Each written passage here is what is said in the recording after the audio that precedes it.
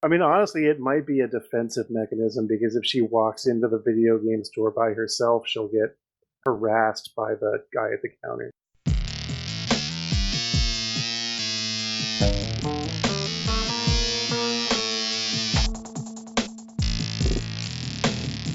And action. Hello. Welcome to the Brainworms Podcast, your ASMR podcast of the week. I'm Joe. I'm Chris. And I'm a crude copy of David, I guess. Oh, yeah, about that. You see, listeners, I don't know why I'm talking like an asshole. David was secreted away across the border to Canada for a top secret mission for the government. So we had to get his clone out of carbon freeze. Hopefully that works out. But if not, then we can always just put him in the incinerator and make a new one. Don't even worry about it. I prefer that we don't talk about it, at least. It's just as bad as like the Golem story. Which one? Is so many of them. Is there? Yeah. There's the a original movie. myth or The original myth. Oh, okay. Well, there's a movie from like the 1920s that got a redo in the 1960s, and I think it got redone again in the 90s. Today we're going to be talking. We're gonna delve back into the Worlds of Power series because I know how much you loved the Adventures of Justin. Solid Justin. Brief rehash in case you're new here. The Worlds of Power series are novelizations of Nintendo games written in the early 1990s to basically cash in on the success of video games and the fact that no one was reading books because kids weren't reading books because they were playing video games. And for some reason, all of these books are bad. They're not good, well-written books, and they're fun to make fun of, so let's do it. But before we do that, if you enjoy this stupid content, and if you enjoy our crude David clone that we made out of bits of hair and bubble gum that David spit out, then give us some money on the Patreon to make a new clone, and eventually we'll just have an army. Actually, Joe, better idea. If the listeners like this David clone better than David, we could have them have a fight to the death to see who should have the right to exist. It's true. I was programmed for a lot of violence, so I don't know if that's a good idea.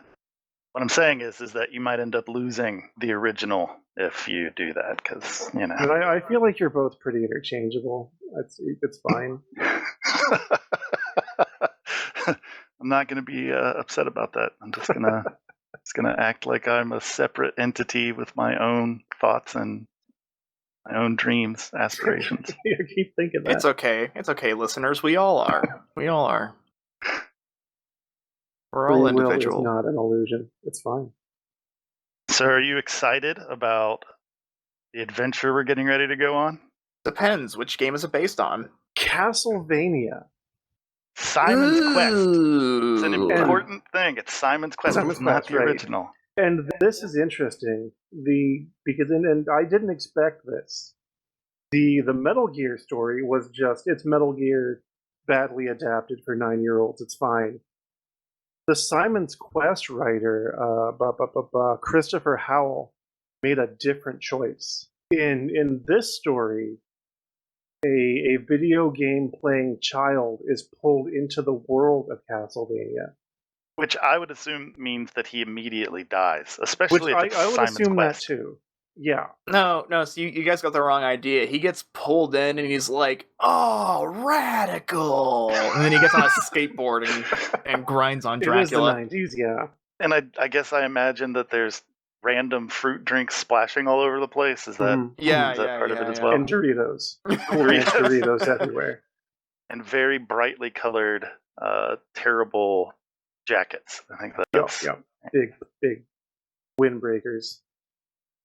Well, sit back and prepare yourselves for Worlds of Power, Castlevania, Simon's Quest.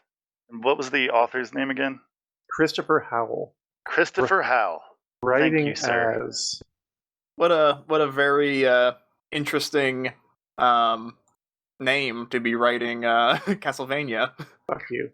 Writing as FX9, because FX9. all of these books are published under FX9, probably for cool 90s flavor.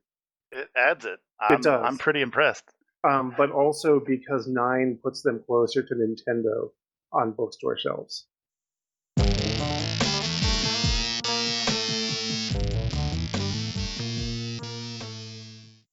Chapter 1. Tim. It looked as though Count Dracula was going to win the battle. I will drink your spirit like cherry pop, said the Count. Excuse me? Wait. Say that again. I will drink your spirit like cherry pop. Because that's exactly what Dracula would say. God damn it. Like, has anyone ever heard of anachronism? Like, apparently fucking not. It's fine. Look, Count in 1400s Transylvania would know what cherry pop is. Fucking Simon Belmont's just gonna ride in on a skateboard, and he's gonna have like baggy shorts and a basketball jersey. It would be better if it was "I will drink your spirit like extreme cherry pop." I think that would be better. If he would have done that, then I think we could appreciate it more. Like the extreme flavor of Mountain Dew.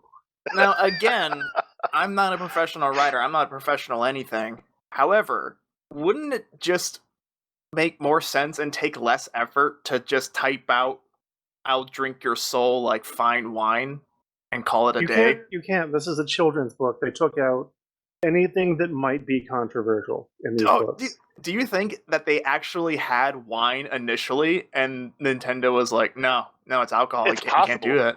If that happened, that's not unlikely. But it was Scholastic doing it. It wasn't Nintendo. My Nintendo mistake. was very hands off with these books. Understandably. Like, you want to just give us money to write a book about stuff that we own? Sure. It's cool. But without further ado here, I will drink your spirit like cherry pop, said the Count, flapping his cape and showing his fangs. Yes, Simon Belmont, you will become one of my children of the night. Simon shivered with fear. They both stood upon a castle tower. Did he shiver with anticipation? Except for a cold moon in the sky, like a dead eye. Wind chuckled softly along the battlements. The air was full of the smell of the garlic-clove necklace Simon had around his neck. No, Count Dracula, you will not drink my spirit this day, he said, snapping his thorn whip with a crack as loud as a gunshot. And by the way, it doesn't taste like cherry pop at all, so it's nothing you'd want anyway. This is really weird dialogue to... and also, real quick, just based on the way this is set up, I believe what's happening is the book is going to describe Simon being defeated and killed, and then we're going to like take one layer of abstraction of the kid playing the game and getting a game over, and like, I fooled you. Spoiler alert. Anyway. Yeah, so let me be the judge of that. And the vampire leapt at him. He flapped his long arms and they became wings. His gigantic teeth gleamed as the mouth opened wide, seeking to bite. No, you don't, Count Dracula, said Simon Belmont, his long blonde hair streaming in the night wind. He held up the magical item he had worked so long and hard to obtain. For I have the power of the magic crystal, and that is the one, Timothy. Simon Belmont started. Timothy Bradley, are you listening to me? Simon dropped the magic crystal. It smashed to the floor and burst into 1,000 brilliant pieces. Count Dracula laughed cruelly. Ah, a vampire has no better ally than a mother. All right, so... yeah. So first off, this is an 8-bit Nintendo game. And when the magic crystal explodes, it's not 1,000 brilliant pieces. It's like 2. Right. They don't have that many pixels to work with. No. Yeah, so He leapt on the boy, and then the magical world of Castlevania dissolved around Tim Bradley like twinkling gossamer. No longer was he Simon Belmont, vampire hunter. Once more, he was in his boring bedroom. His mother stood in the doorway. Timothy, you've got less than 10 minutes. How many times do I have to tell you? No Nintendo games in the morning. You get too wrapped up in them, and then you're late for your classes. Tim put down the joystick. Wait, what? You're a little older than I am. You may be able to tell me if I'm wrong. I don't recall the Nintendo Entertainment System having a fucking joystick on it. No, the controller was called a joystick. Was it though? I think so. I mean, I had an Atari, and it Atari totally had a joystick. Yeah, but I don't think the Nintendo.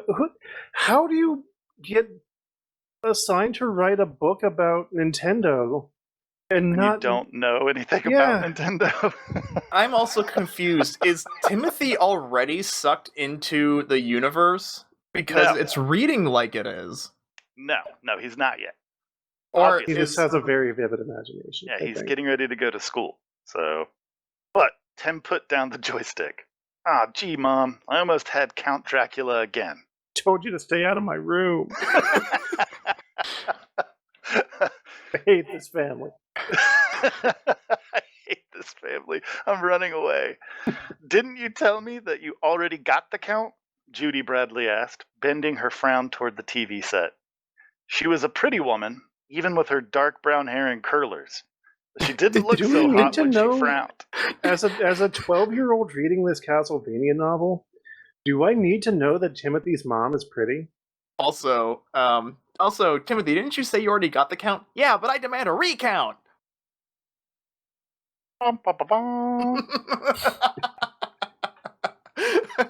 He's working on his speedrun strats. I do want to. Beating Castlevania 2 Simon's Quest was actually pretty tough because some people in the town would help you, and some people in the town would lie to you and lead you into ways where you got killed. So I will say that Timothy is a pretty good Nintendo player, even though he's using a joystick instead of a controller. Yeah, so... I mean, he's beaten it like 19 times. He's just memorized at this point. Yeah. No, I mean, that's basically what's going on here. Yeah. But yeah, so she was a pretty woman, even with her dark brown hair and curlers. But she didn't look so hot when she frowned more than once, as I recall. 19 times, said Tim proudly, reaching up and turning off the TV set. This would have been my 20th. Well, just use your imagination to pretend the count got staked again and run along to school, chum. Tim shook his head as he got up and began digging through a pile of comic books for his prized pair of black leather Reebok shoes. This is product placement. I was just about to say, can you have product placement in a book? I mean, Stephen King loves putting like McDonald's and like you can do it. It's just weird to do in this book. It is weird. He found one of them and began to put it on. You just don't understand, Mom. I'll know I didn't win, and that's what matters. He dropped down and began to feel around under his bed for the other shoe. Oh, Timothy's a true gamer. His hand encountered miniature model monsters and warriors, marbles, a slingshot, then finally came across the soft leather top of a tennis shoe. A slingshot? What is this, the 40s? It's Dennis he the also Menace. has marbles. Yeah. This is obviously an older man who is trying to grasp at straws at what a 12-year-old in the 90s would just have in his room. Yeah, I'm feeling that. I feel like you should be a little more flexible in the way your brain works when you decide to become a writer. I don't have... All I know is that he definitely didn't have a slingshot or marbles under his bed, even though he's reaching around and felt them. I think that's all make-believe. I think it's just another part of this kid's delusion. So, like, the boundary between reality and fantasy is just non-existent for Timothy. Yeah, Timothy, I think Timothy is overboard. I think that he's very sick, and that's what this book's really going to dive into. Sure. Well, mothers never do understand, I suppose, said Mrs. Bradley. That's part of our job. I do understand, though, that if this happens once more, your father's going to hear about this, and whoops, there will go that allowance that keeps your nose high in the comic books. Tim slipped on the other shoe, tied it. Message received. Over, and I'm out of here.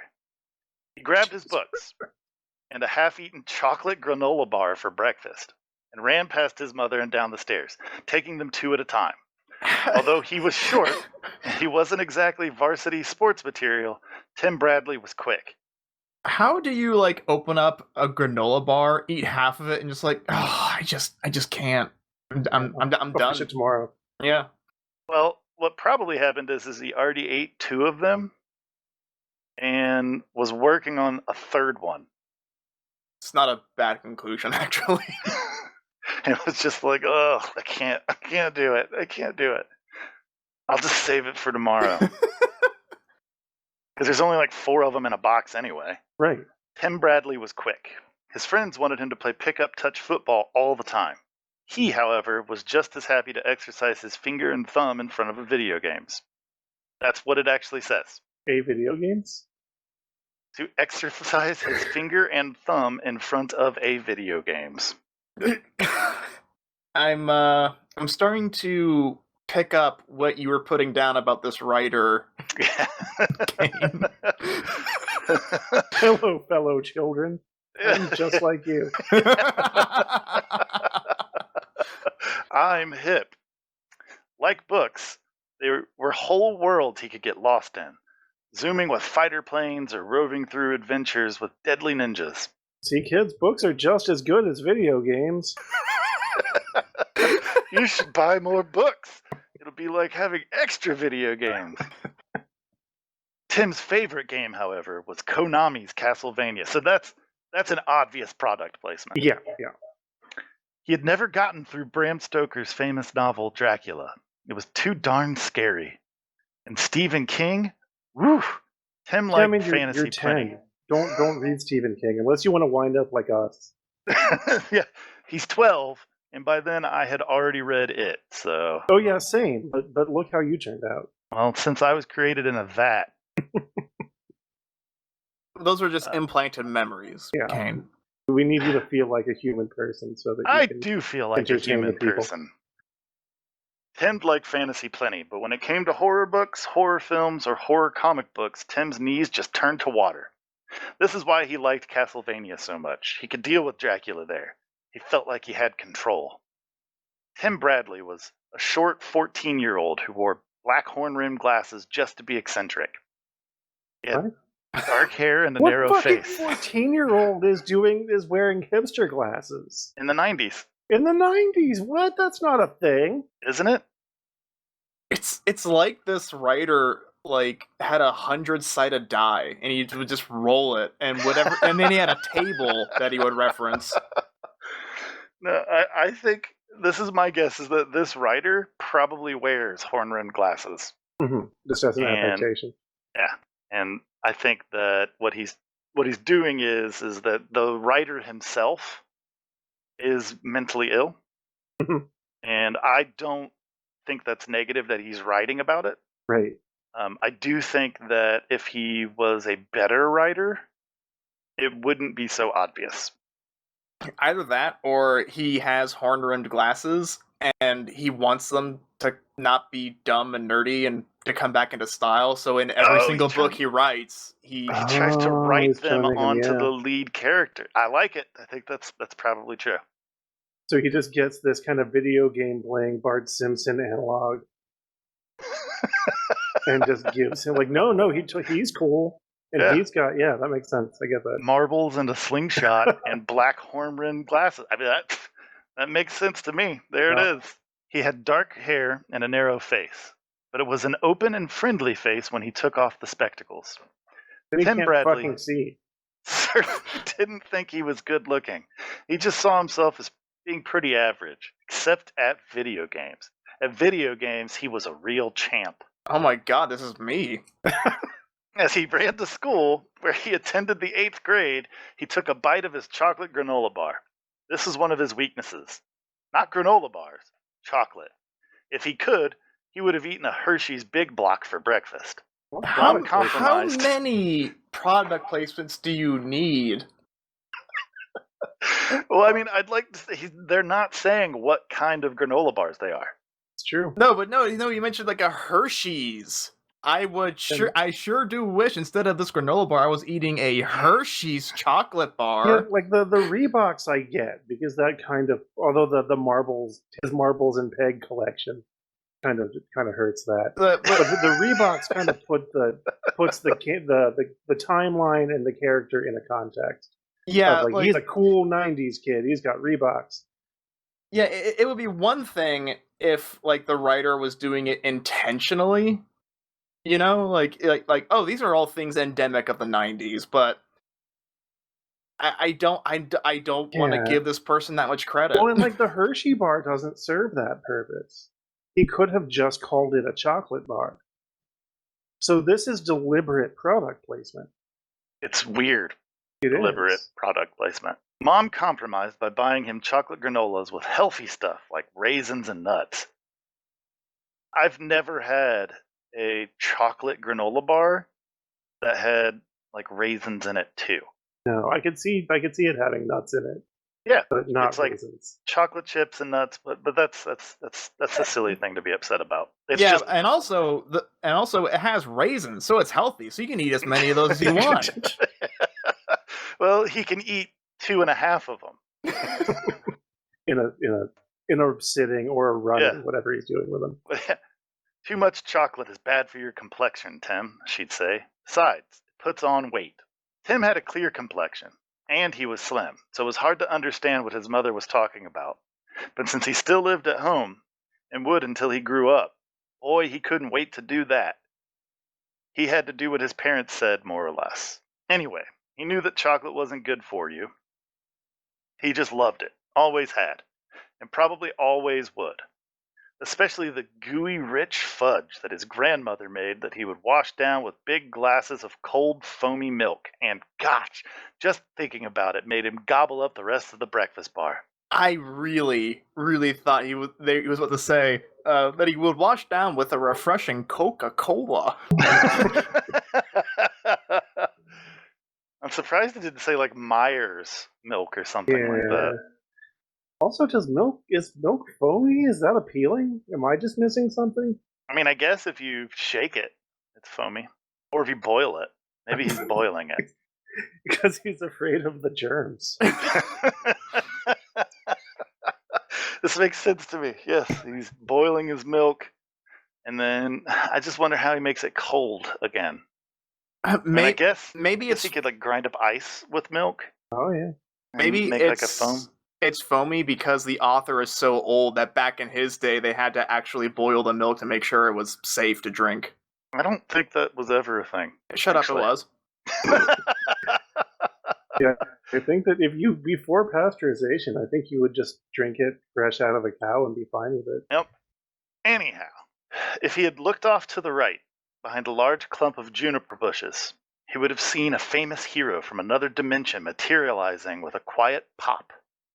As it happened, the famous hero had come specifically to speak to none other than Timothy J. Bradley. However, the hero was so overcome by culture shock that he could only stare at the wonders about he, allowing Tim Bradley to be on his way to homeroom. And then the most important part of this book, I'm so excited, game hint. It's upside down. There's a secret path at Yuba Lake. And that's the end of chapter 1. Are we gonna get like a whole section where Timothy has to explain the modern world to like Last Action Hero or something? Yeah. So chapter 2, Simon. Hi, Tim, said the cutest girl in junior high to Tim Bradley. Janet Morrison told me you could give me some good tips on where to get discount rates on video game cartridges. My brother's birthday is coming up, and I need to buy him a nice present. Timothy immediately wet his pants from nerves. What? A girl is talking to me? Oh, jeez. Oh, jeez. Well, I mean, this kind of plays into how Nintendo screwed themselves pretty early on in gaming by marketing every video game to boys. Yeah. Do you think that gamers in 2020 would have been less terrible if Nintendo had not tried to cultivate this stereotype? No. You don't think so? No, absolutely not. Honestly, I think they do. I think that if video games had been marketed towards young people, gender neutral, just they were marketed towards young people, I think that we would have more women that were already established. I mean, they were already women established. I don't want to say that they weren't, that they didn't already exist as a force in game design, but more little girls would have grown up being stoked about video games, and the video game industry would be better because of it. And I think that the incel, like, gamer dude would have had a much harder time claiming it as his own. Sure. Incidentally, the reason for that was merchandising. Yep.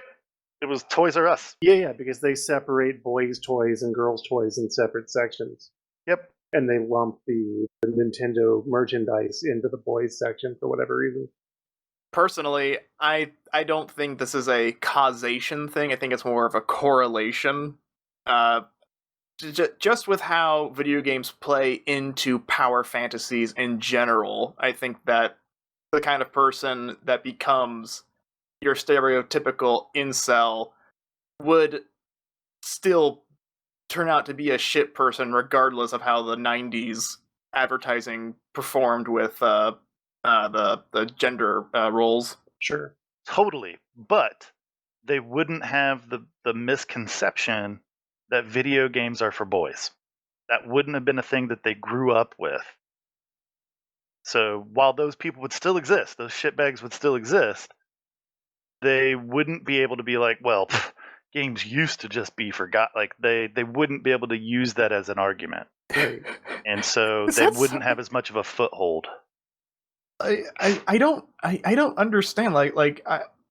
I'm a huge gamer. Like, I don't really care who plays my favorite video games. I don't know why it's a weird thing. It's just another form of gatekeeping. Yeah. You know, it's you like Castlevania, Lords of Shadow? Did you ever play Castlevania Simon's Quest? Oh, you didn't? Well, you can't really appreciate Castlevania Lords of Shadow. Yeah, that's what it's like. They are missing something important from their lives, and to compensate for that, they shut other people out. Sure. So I think that if Nintendo had taken more control of their marketing and been like, no, video games are for everyone, create a section for them. Right. But that's a whole other thing that dives into a whole other but thing. Those tangents are kind of what this show's about. So.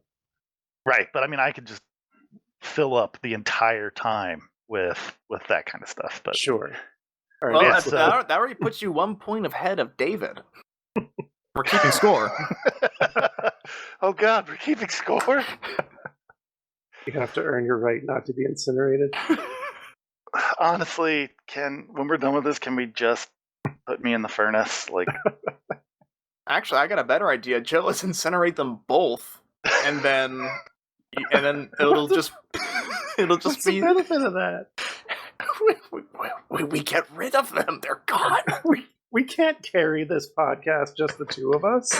Why do you think I had a clone? Okay, Joe. We will take your DNA and my DNA, combine it together, mix it around, and then make another clone. It wouldn't want to die. Well, Kill me. Me being the first clone, I already don't want to exist. Let's read Castlevania. Yeah, let's do it. So, blink of chocolate brown eyes, a smile so brilliant it dazzled Tim's brain from cerebrum to cerebellum. Sorry. You can just say brain. Like it's all right. I mean, if you weren't a hack writer, then yeah, you could just say that. But it's from the 50s, like some. Wow, he'd always liked Carol Jantz since he'd started here at Howard Junior High last year. and though they shared homeroom, and Carol was nice enough to acknowledge his existence, unlike other more socially conscious teenage females who shunned him, she'd never actually sought him out.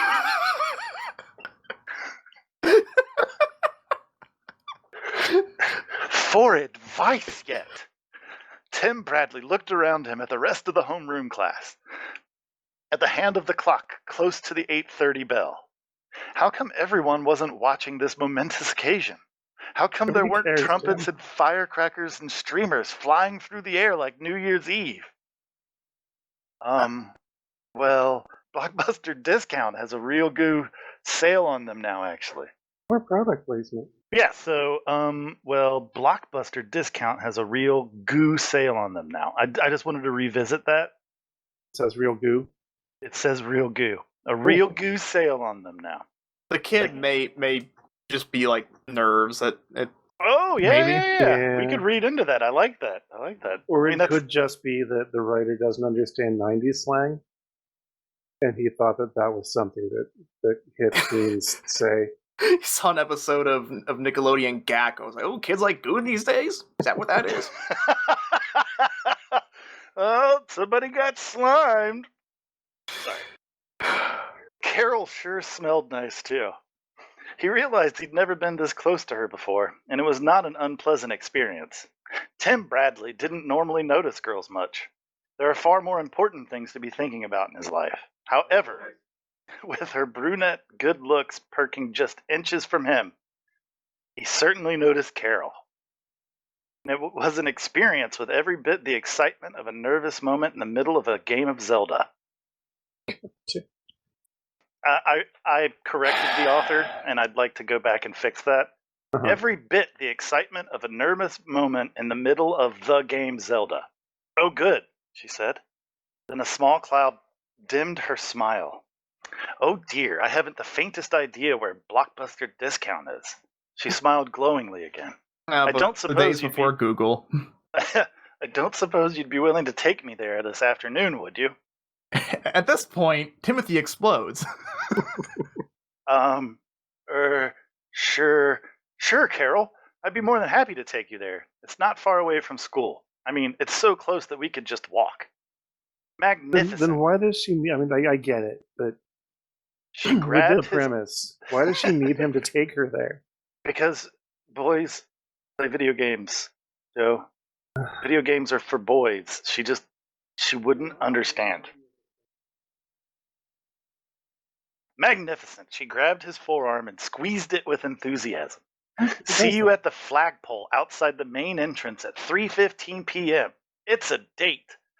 She gave his arm another squeeze, and she was off in a flurry of skirt, fluffy blouse, swirling hair, and that wonderful flowery perfume.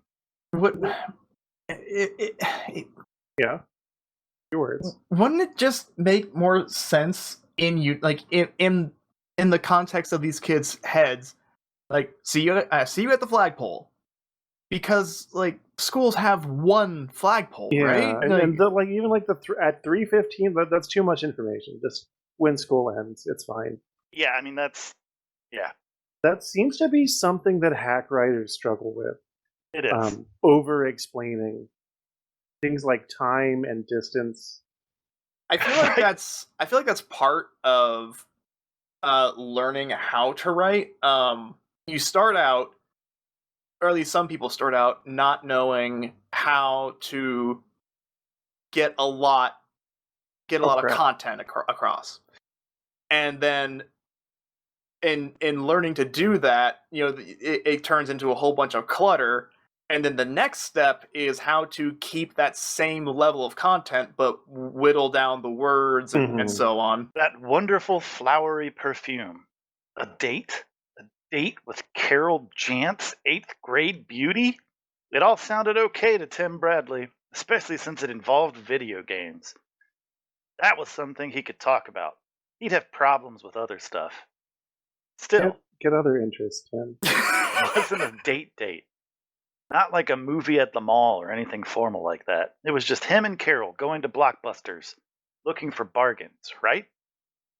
But the way his heart was beating, you would have thought she'd asked him to the junior prom. The bell rang. Tim picked up his books, drifted out into the hallway through the flow of noisy teens, elbowing and clomping toward first period class. The odor of chalk dust and floor wax filled the halls. Tim was fantasizing about kicking through a hot game of Double Dragon. Oh my god. Like, Wait, girl let me of your finish dreams. it. Let me finish it. Yeah. Hot game of Double Dragon. Carol Jantz by his side when he ran smack into Bert Alvin by the boys' room. Is it weird that I kind of want to bully Tim?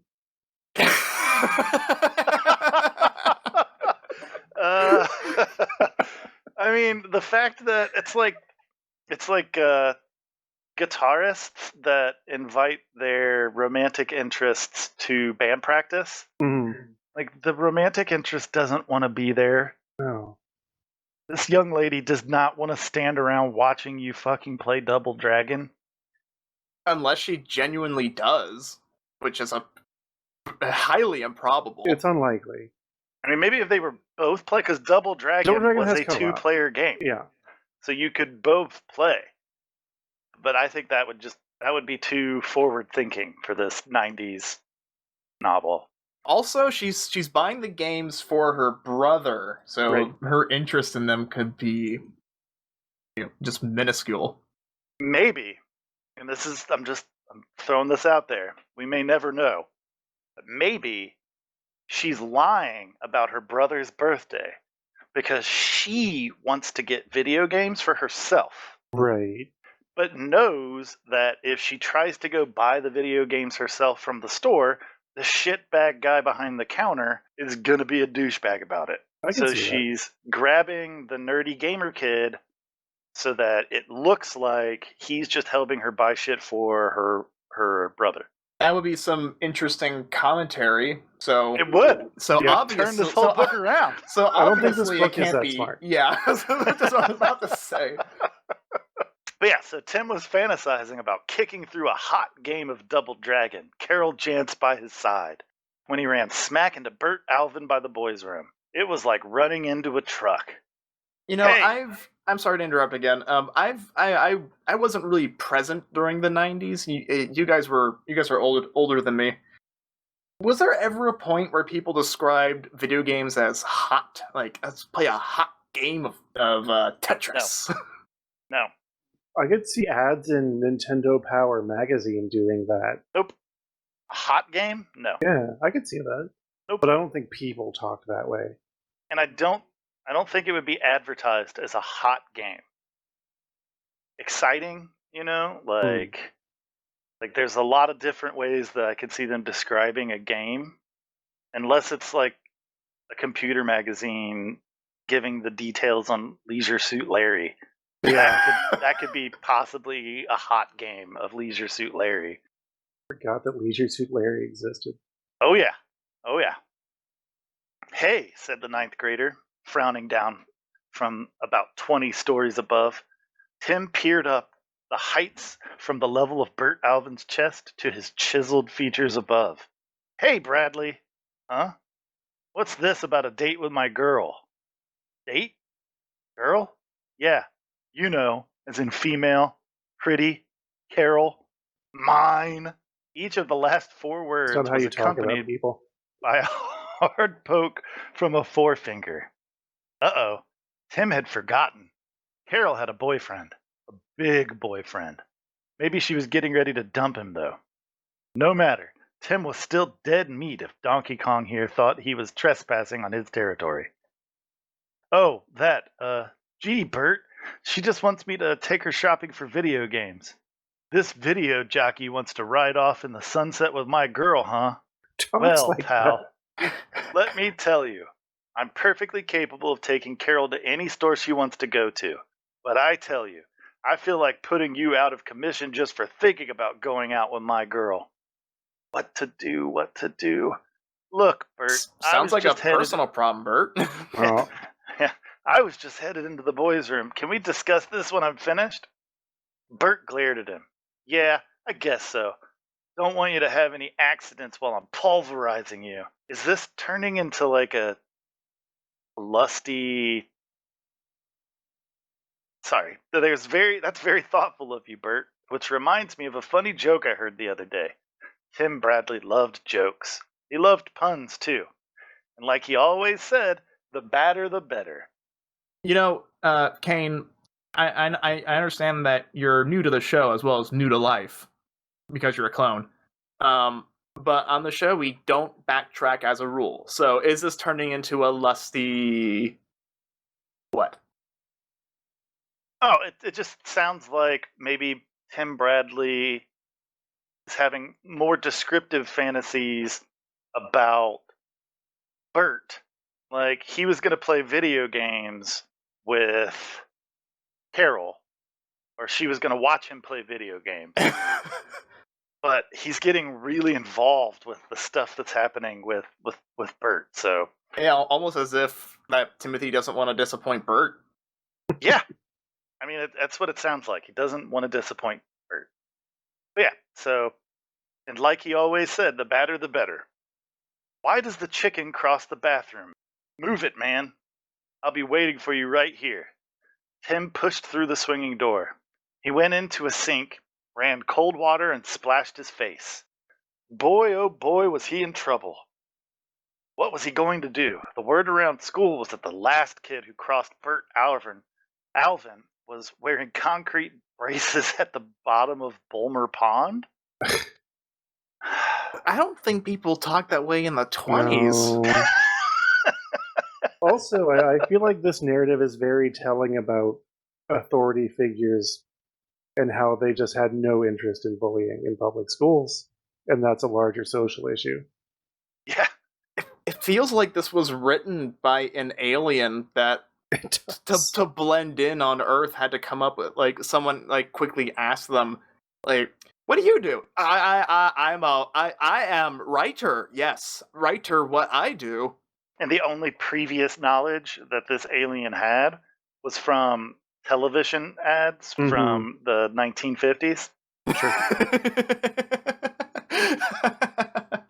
Just leave it to Beaver. Was Leave It to Beaver funny in its context? In its time, probably. I mean, it was a fairly popular show. Yeah, people liked it. The Cleavers. Yeah, so Tim was pretty good when it came to wrestling Hulk Hogan or Macho Man on his Nintendo. Well, when it came to real life, get other interests. Not everything relates to video games, dude. He lives in a world that's not quite reality, I think. Tim. Yeah, like I said, Tim is delusional. Which may be why no one wants to... I don't want to victim blame, but that may be why no one wants to associate with him. And why the only association is using him to get a video game and beating him relentlessly. Right, which is what society does to people that are different. They just beat them up. Like, hey Tim, you want to go get some pizza? You mean like in Ninja Turtles, Turtles in Time? Stop it, Tim! Stop it.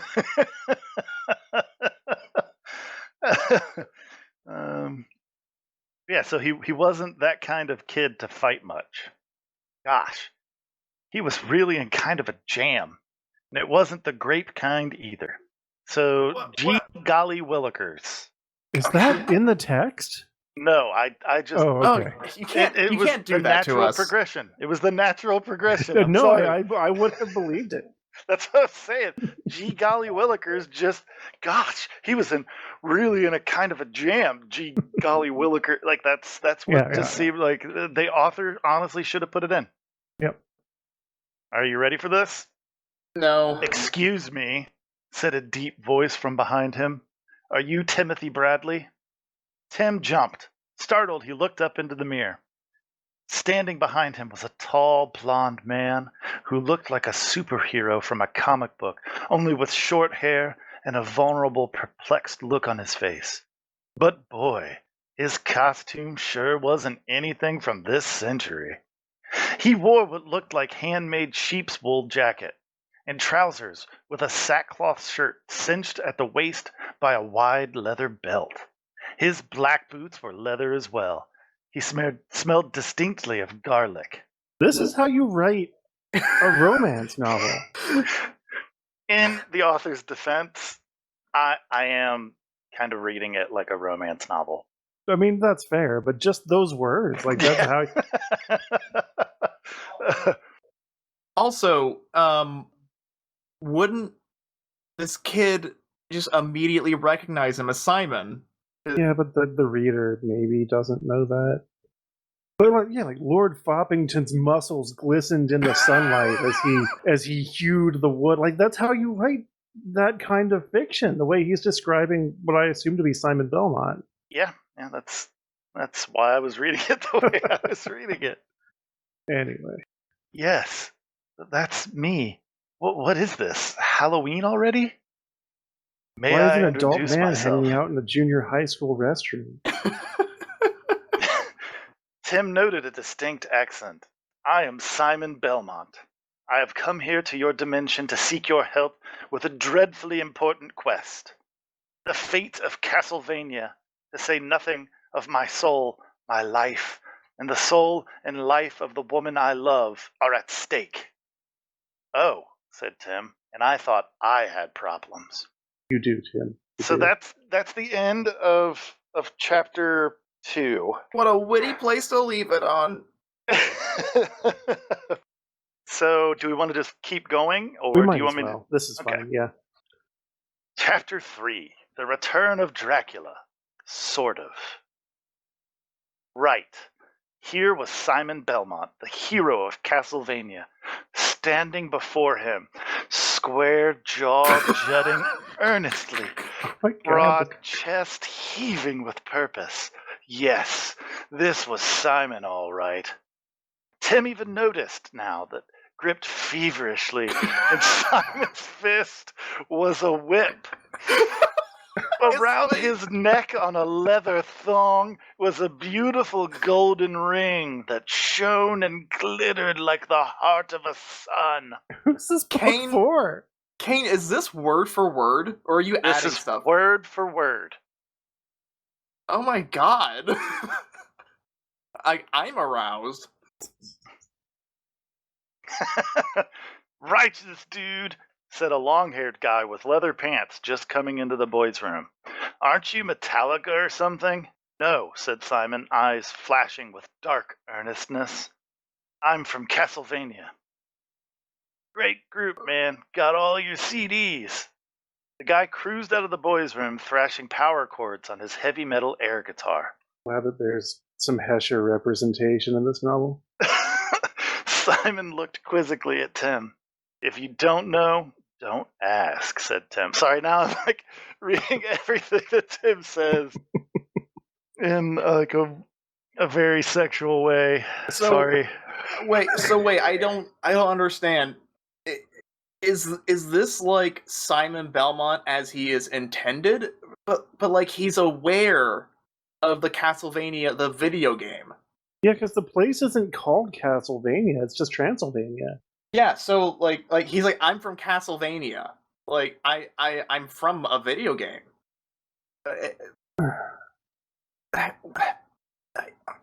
Okay, like that has implications. Like it does. Like the fact that he's aware that he's a video game character. And also like, oh boy, I'm an intelligence and quote a soul unquote. And my entire existence revolves around this kid continuing to play this video game. And when he shuts it off and and he gets bored of it and throws it out, well, I guess I'm dead. Yeah, that's an existential crisis. Also, is he from that particular cartridge? Because there are millions of copies of Castlevania. I don't think this book cares about any of that. And that's not how it works anyway. If we reference Last Action Hero, mm-hmm. The character can be replicated through copies, but the character themselves is still the character. So if you were to enter their world or they were to enter our world, they're the character because all of the games have the exact same information in them. That would be what I would think. So does that mean that if you got 2 copies of Simon to come out at the same time and they looked at each other, that it would be the same consciousness looking back and forth, like, you know what I mean? Like two bodies, same mind. I don't really want to discuss that. That makes me uncomfortable, especially with my current situation. I don't want to have a conversation about that. Let's move on. All right. Look, anyway, this is a joke, right? Everyone is ganged up on me because they know I'm an ace Castlevania player, and I'm being persecuted for my hobby. Yes, Tim, they hired an adult man to wear a costume and go into a public restroom.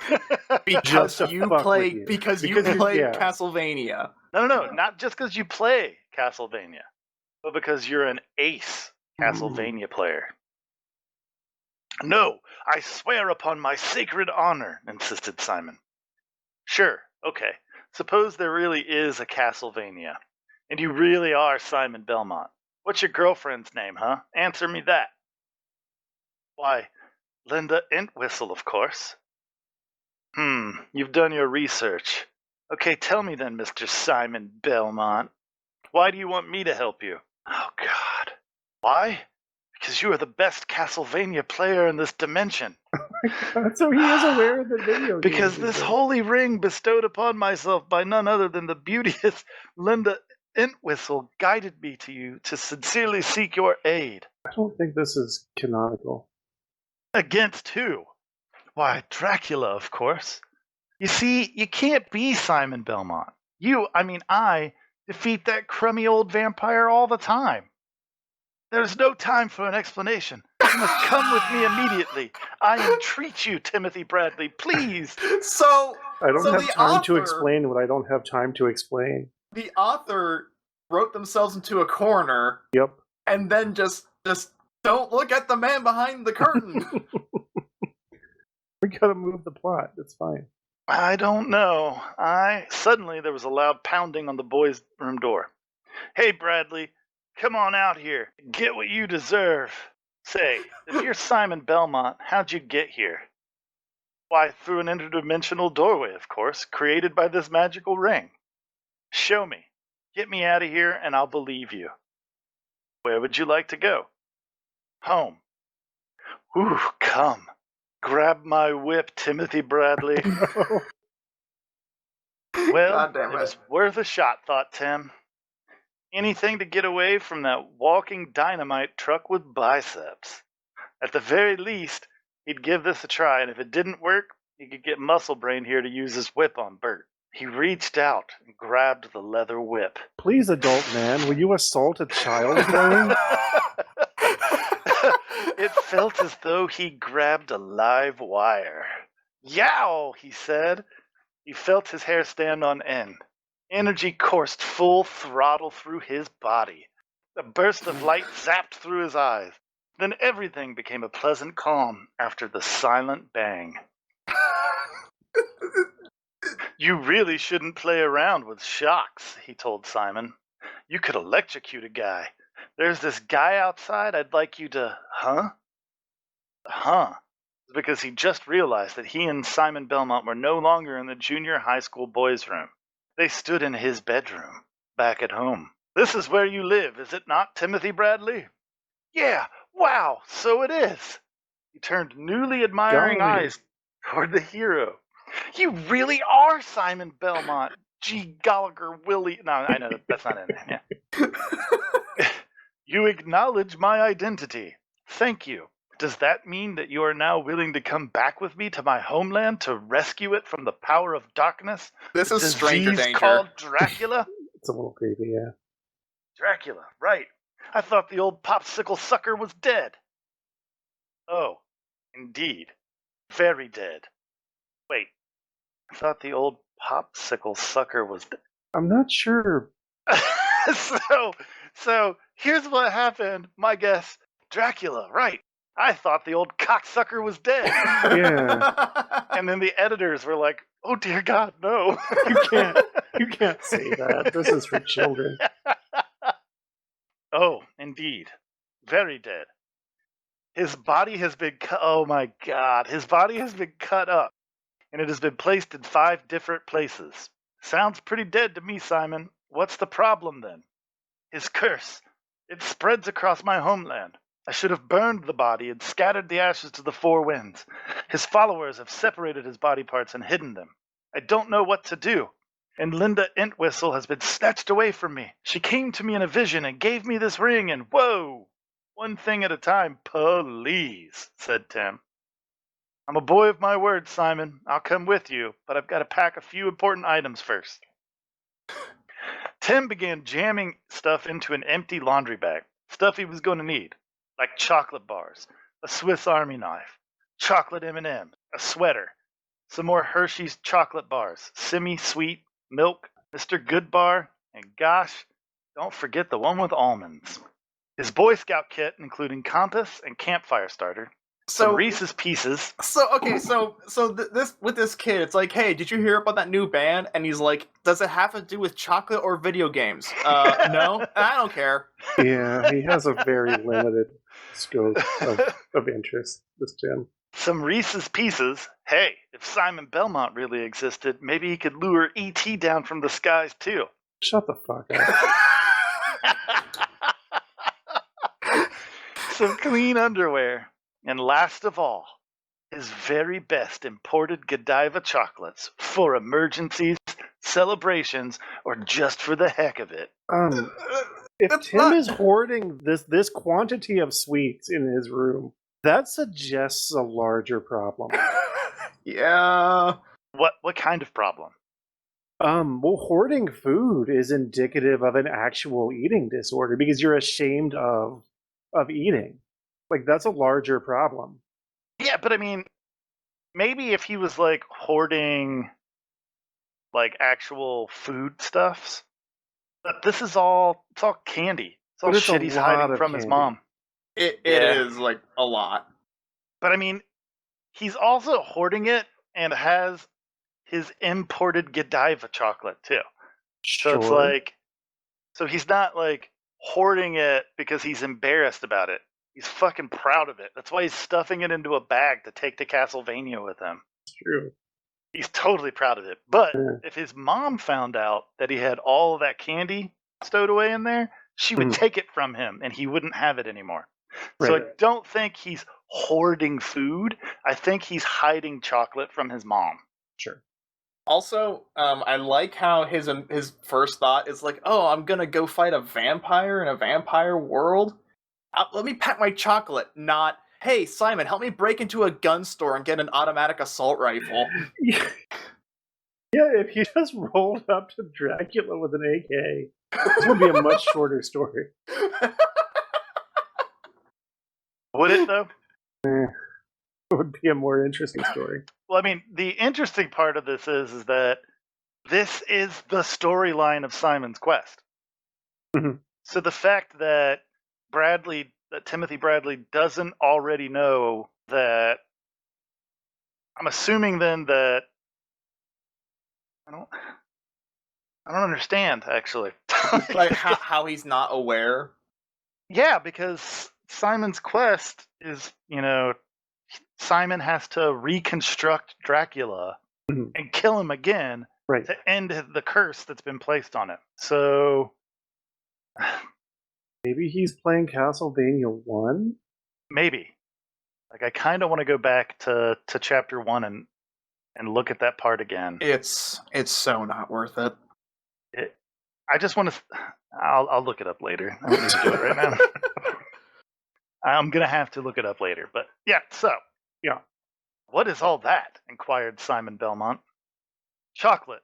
And my favorite thing in the world, except maybe for bad jokes, puns, and, oh yeah, video games. Chocolate? We have no such thing in Castlevania. Yes, well, historically, fucking... It's a good thing I'm bringing a supply then, Simon.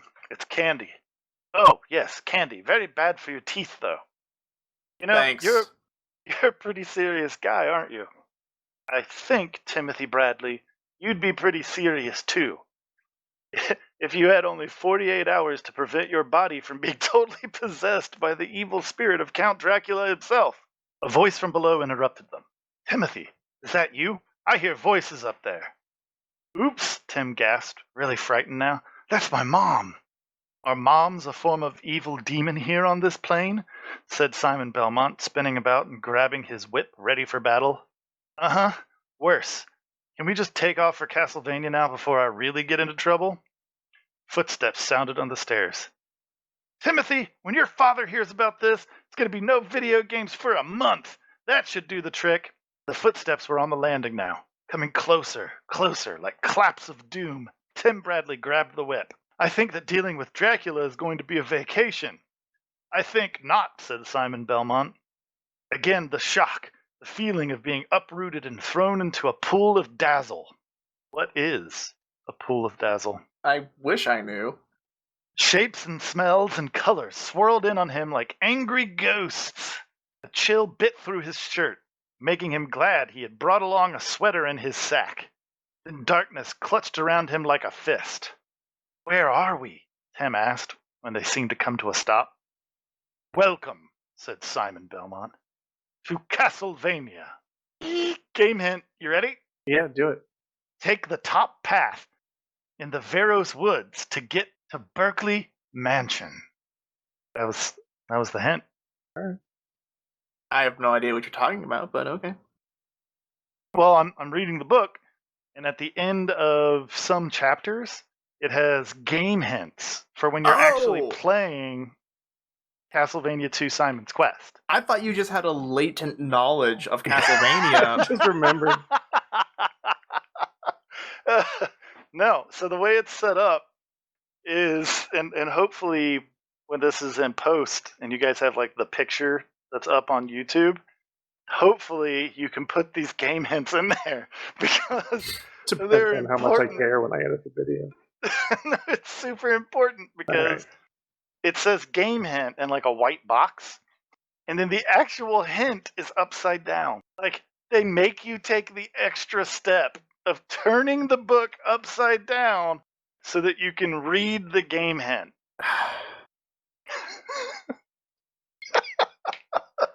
I like that you're exasperated. They made you turn the book upside down. I think that was a selling point. Like there are totally hints in this. Was this before Prima strategy guides? I guess it would be since it's the 90s. Oh yeah. Well, I mean, Nintendo Power. Yeah. Was still pretty popular at that point. Sure. Chapter 4. Castlevania Caper. Castlevania, of course, was a name that Tim Bradley always figured came from Castle and Transylvania. The place that Simon Belmont called Castlevania, however, looked nothing like Tim imagined it might from the names alone. Certainly. Why is he calling it that? He could see stone castles. Certainly, the place held all the menace implied by Transylvania, the birthplace for the legend of vampires. I don't know if that's accurate. I don't think that is. However, otherwise it was quite a surprise. Golly, Simon, things are really creepy here in Castlevania at night, huh? Sure thing, Scoob. Jinkies. Things sure are spooky here. What's that song being sung? This is Halloween. This is Halloween. I mean, that's 3 years later. This book came out 3 years before that movie. Simon Belmont lifted an eyebrow. Creepy? Yes, certainly. But it's not night here now, Timothy. It's broad daylight. Tim Bradley took a double take. Hey, that's the moon up there, isn't it? No, Timothy, that's the sun. You're stupid. Since the curse of Dracula came upon this dimension, a shadow has been cast over my land, and a chill has touched its heart. Tim shivered. Boy, I'll say. I mean, take a look at this place. Yeah, so, normally Transylvania is just so well known for its sunny disposition. Actually, it is. It's a beautiful country. I had no idea. Yeah, it's a beautiful country. I was obsessed with Vlad Tepes for a while, and so I read up all about the different things that you can expect in Romania. But technically, it's not Transylvania that the Dracula myth comes from. It's Wallachia. But regardless, and what a place it was. Castlevania looked like a cluster of medieval towns, but drawn by a madman in a depression, and inked with about 1,000 color shades of dark. Buildings slanted dangerously. Towers leaned further than the Tower of Pisa. That makes me think they would fall over then. Yeah. It may be colored with 1,000 shades of dark, but did they use 50 shades of gray? Not yet. Clearly this writer doesn't know shit about architecture. No, I mean, Tim Bradley's only 14. That book comes later. The thatched roof houses looked like they'd been left in the sun too long and then quick frozen. The place smelled foresty, but a forest filled with mold, fungus, and mildew. The single bright aspect was the taste of gingerbread in the air. It made Tim hungry enough to take out a Hershey bar and start chewing. The candy boosted his spirits. So anyway, here we are, he said between bites. We don't have to worry about Bert or my mom in Castlevania. You want to tell me Dracula. The rest of the story? Simon Belmont nodded gravely. When I killed Dracula, after all that struggle, boy, you bet it's a struggle. Took me a whole 2 months to win my first game. I thought my thumbs were going to fall off. Talking to the actual Simon, who was the guy actually being hurt. Yeah, and clearly Tim has just become unmoored from reality at this point. Well, I think it's important to note that in the original, if we're basing this on that he was playing the original Castlevania game, right? Mm-hmm.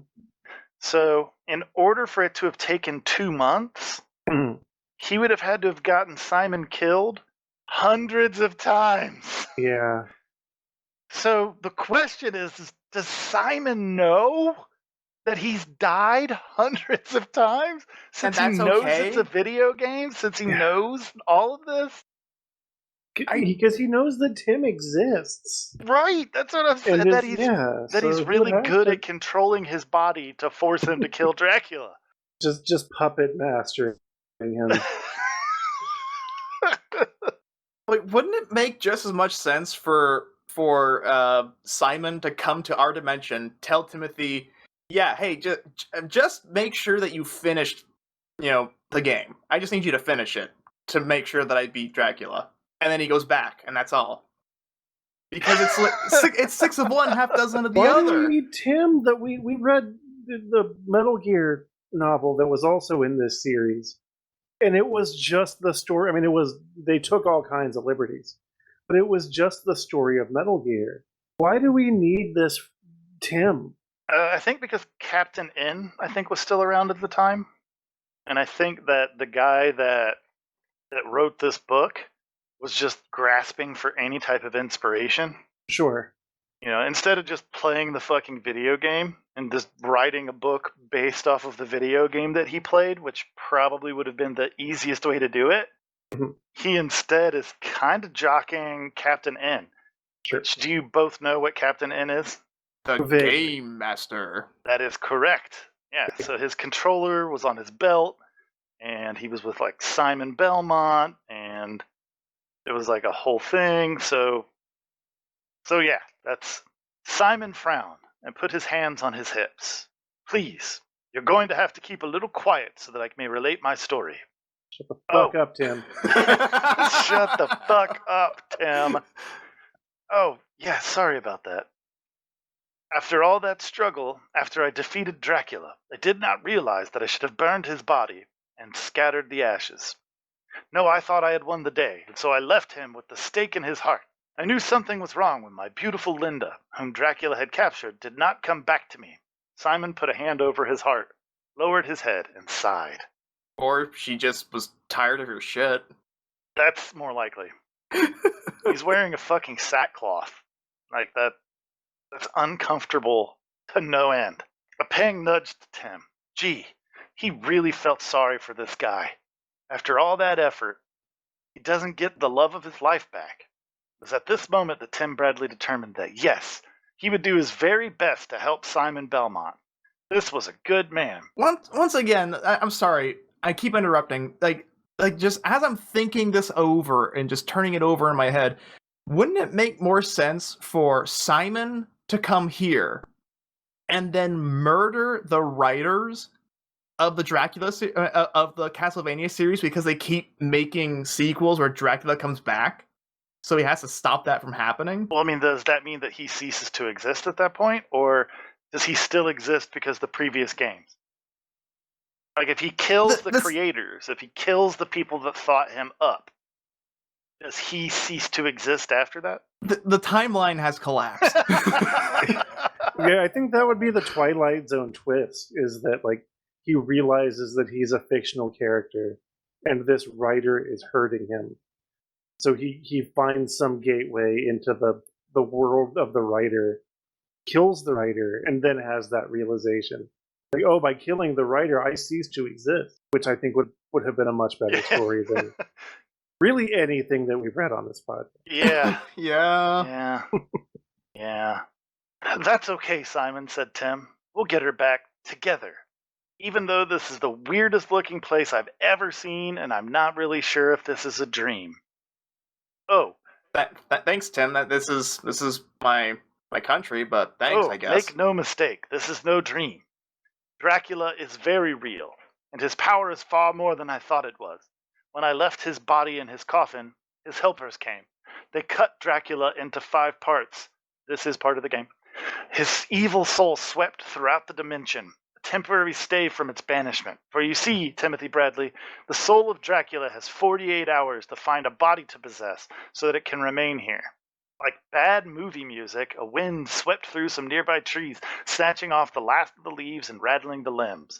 A shiver of dread went up Tim Bradley's spine. Yikes, he realized. This was no Halloween prank. This felt like the real thing. All right, I don't know if this is appropriate, but he's in a fucking other world.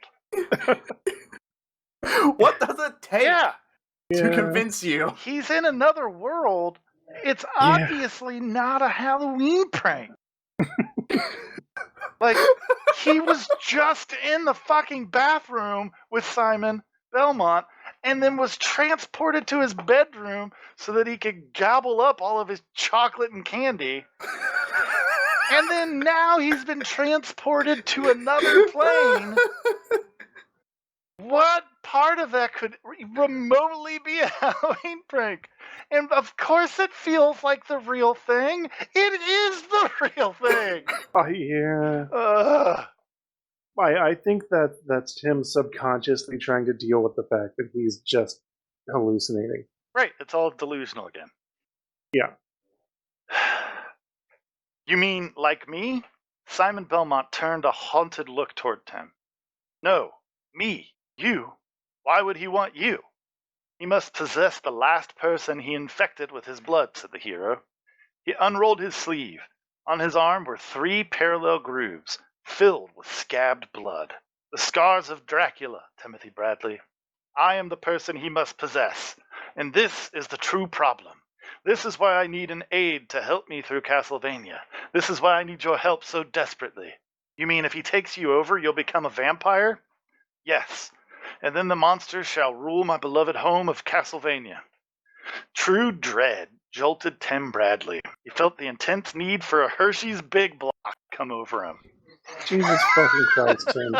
And where was his pack? Oh, yes. He bent over and rummaged through the contents with his hand. Sounds pretty serious, Simon, as he's stuffing handfuls of confection into his fucking face. Sounds pretty serious, Simon. Oh man.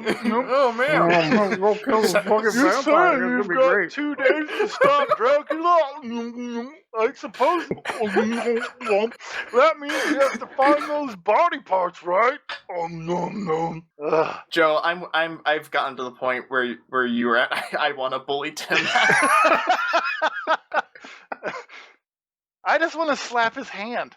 Like every time he goes to put the fucking chocolate in his face, I just, no more. No snacking. No snacking. This is serious fucking business, you little turd. I suppose that means you have to find those body parts, right? You put them together, you fight them again, you beat them again, and this time you destroy them forever. He found the chocolate bar and gripped it. Hey, this would make a fantastic video game. I'll He be right said, back. looking into the camera. Just give me 2 seconds. Yeah, do your thing.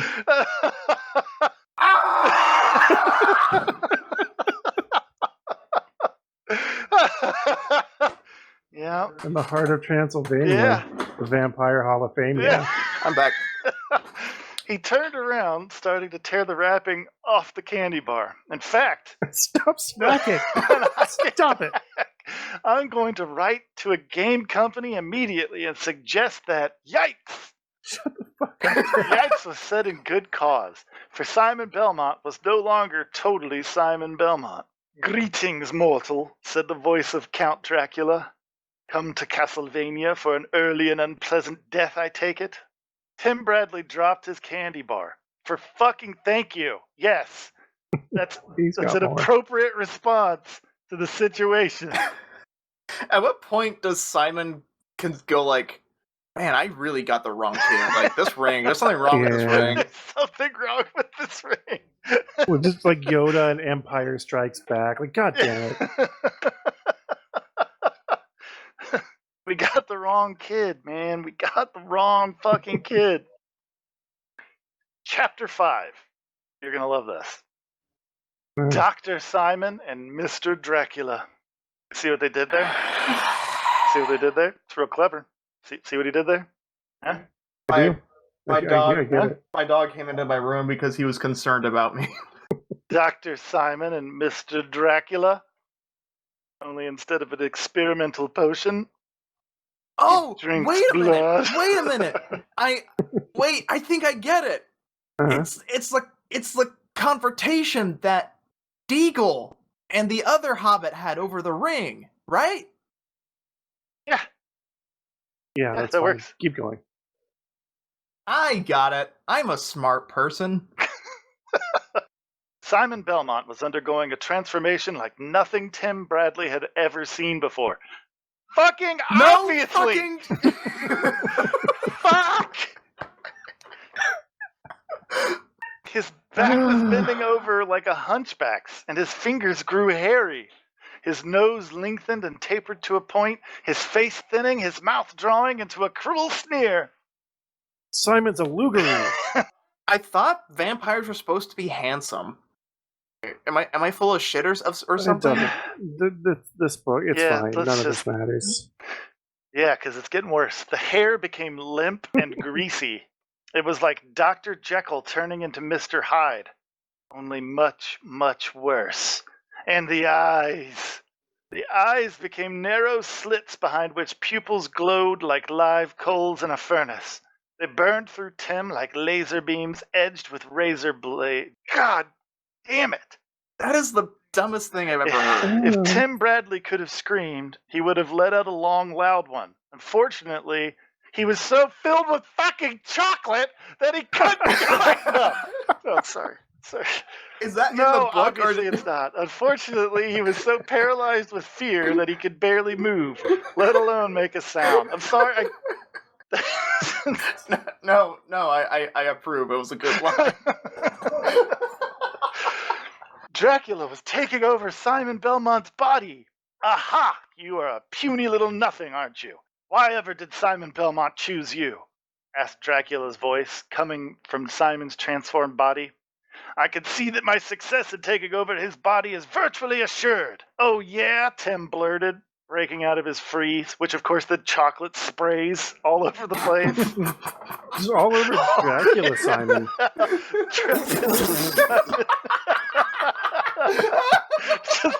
just everywhere. There's just fucking chocolate and Reese pieces just everywhere.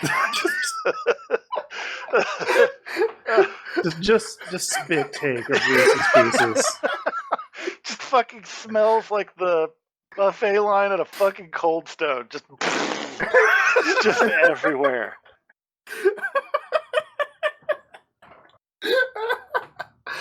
Oh, man. Oh, yeah? Tim blurted, breaking out of his freeze. I happen to have already beaten you 19 times. What the?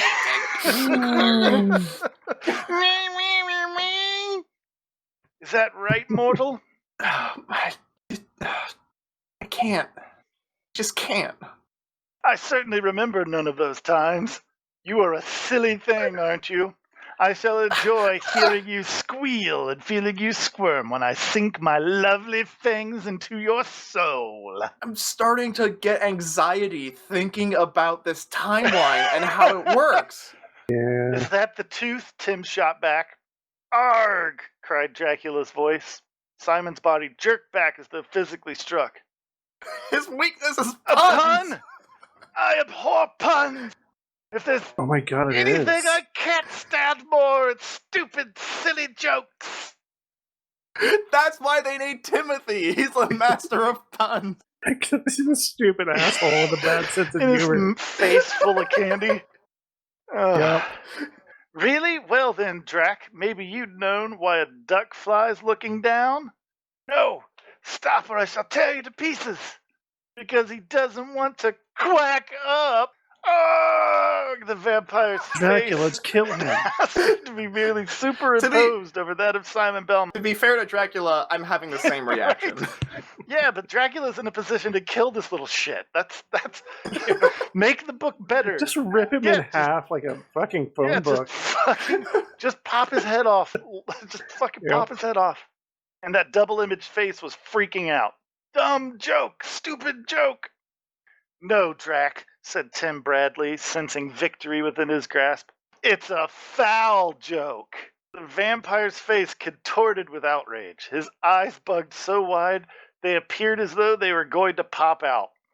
Bah, he said, I shall revenge myself upon you for that, mortal. Take heed.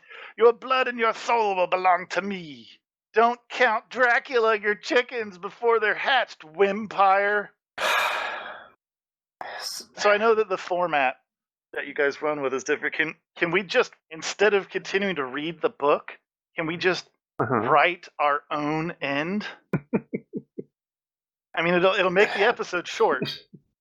Because I've got it already. Hold on, I've got it already. Yeah, I mean, we will do this sometimes. We'll theory craft better versions of this movie that we're reading. Tim Bradley stands triumphantly after throwing that last shitty pun at Dracula, where fires erupt below him and burn him to a crisp, his charcoal form laying mute in the fucking dirt. The end.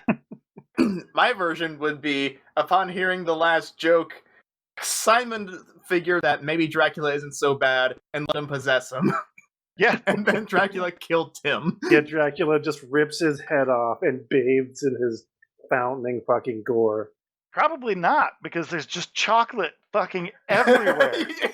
Oh, yeah. He rips him open, just chocolate comes out.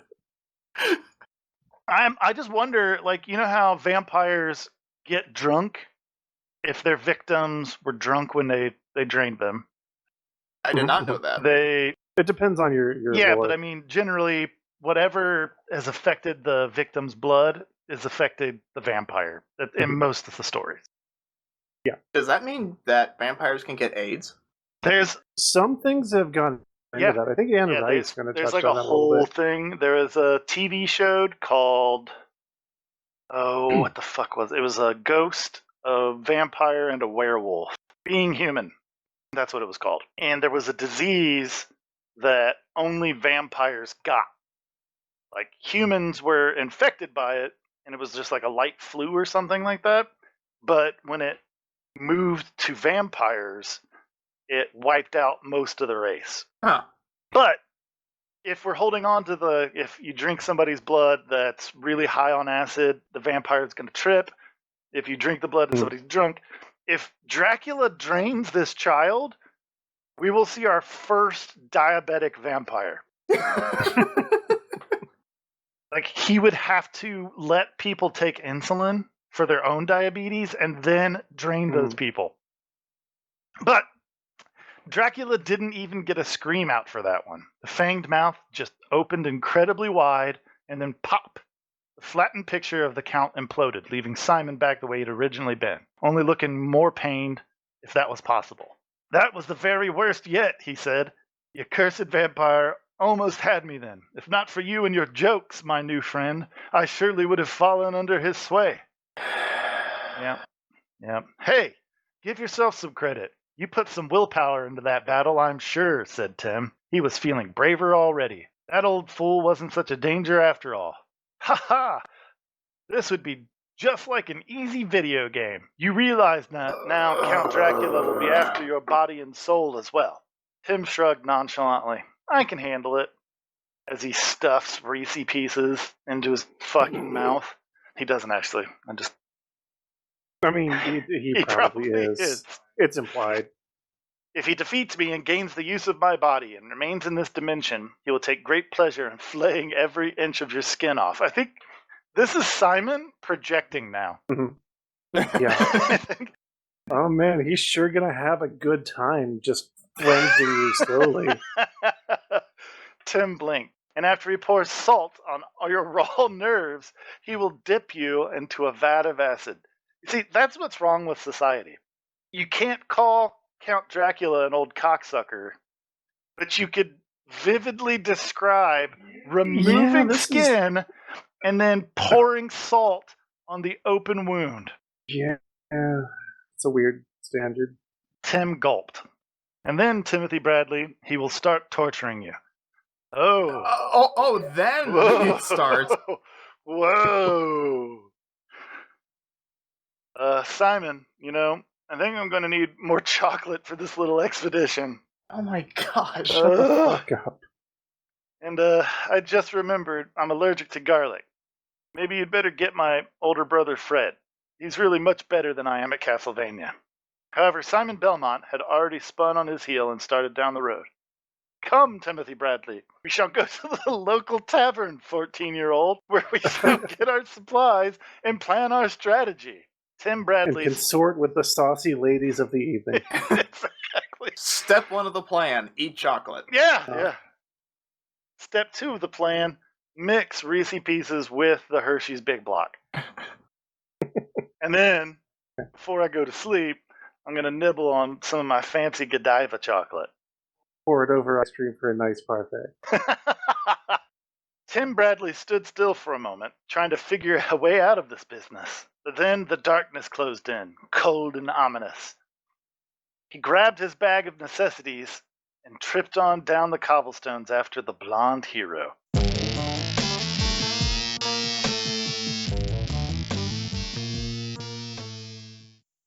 So, in the beginning, we establish that Tim Bradley and his mama have this kind of relationship about his video games, and then I don't know where we're going. Like, I feel it doesn't. confused. I was actually thinking, like, it doesn't seem like his video game skills are going to help this situation at all. No, I don't think they are. It seems like the book is calling attention to the fact that his being good at video games is doing him no benefit in Castlevania. But having a shitty sense of humor, which I would argue is offensive to everyone. Not just vampires. But yeah, where is this going? Like, why not just, like you were saying earlier, why not just tell the story of Castlevania 2 Simon's Quest? And then we wouldn't have this incredibly punchable chocolate-addicted child to not make the story better. To hurt it. Just hurting it. Like, if I had read this book before playing Castlevania 2 Simon's Quest, I'll be honest with you, I don't know if I would have wanted to play the game. Now, obviously, I'm looking at this through the eyes of a 38-year-old. Right. But, I can kind of remember... If I read this, I wouldn't want to have eyes anymore. I sure as fuck wouldn't have wanted to play Castlevania 2. I wouldn't have been interested at all. I'd have been like, this seems like a book that your great uncle gets for you, who hasn't seen you in 10 years since you were like 2 years old. Sure. And he gets you this book because he heard from your aunt and your aunt's friend that you liked the video games. And so he got this book for this kid. Like, that's what this feels like. This book This book is not, like, nobody bought this book stoked. I think this book was just old people bought it for kids not really sure what was going on. Because, like, even if you were, like, if you saw this at the Scholastic Book Fair, you would still, and, like, you were the kind of kid who would buy a book, you would probably still flip through this, go, this is bullshit, and put it back. Oh, immediately. Yeah. Like, oh, that's fucking stupid. Glad they did that to Castlevania, and then move on my way. Mm-hmm, mm-hmm. Well, I just want you to know, so that the listeners can be on the edge of their seats for the next episode after this one, that Tim Bradley took a drink of the hot cocoa he'd mixed over the hearth fire of the Heart and Soul Tavern. Where did he just stuffed Swiss Miss into his pants?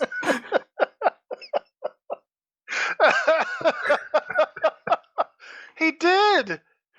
Or he's just shaving off chunks of Hershey's Big Block into a cup of boiling water and just drinking liquid chocolate. Jesus. Fuck, man. If you're listening to this on a place with a comment section, how much do you want to punch Timothy? And which version of David do you like better, the original or the clone? And which one would be more likely to survive in Castlevania? Neither. I can attest to that right now, having played almost all of them. Neither. Yeah, it's a dangerous place. We're both gonna die. It's almost as bad as fucking the world of Diablo. Yeah. Diablo's probably worse, though. It's pretty. No, I mean, if we base it off of the new animated series that's on Netflix, the fucking world of Castlevania is really fucking bad too. That's true. On par. Yeah, more meat for the comment section. Which is a more dangerous world, Diablo or Castlevania?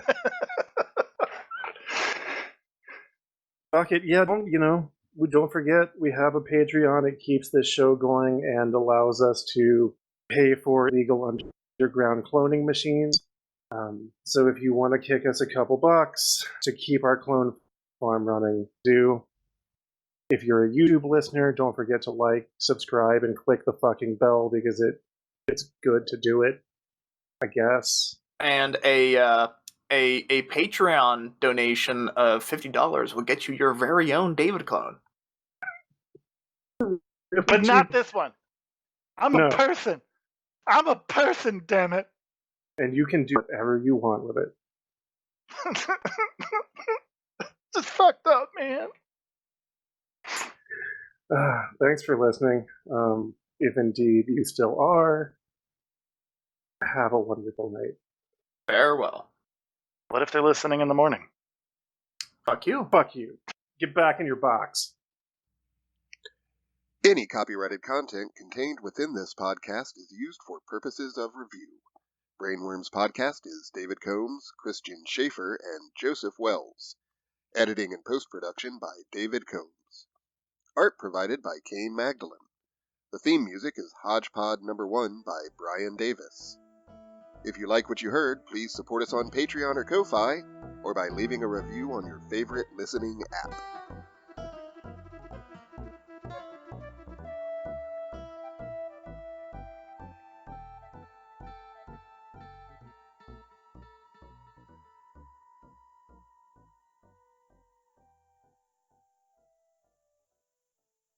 Listening app.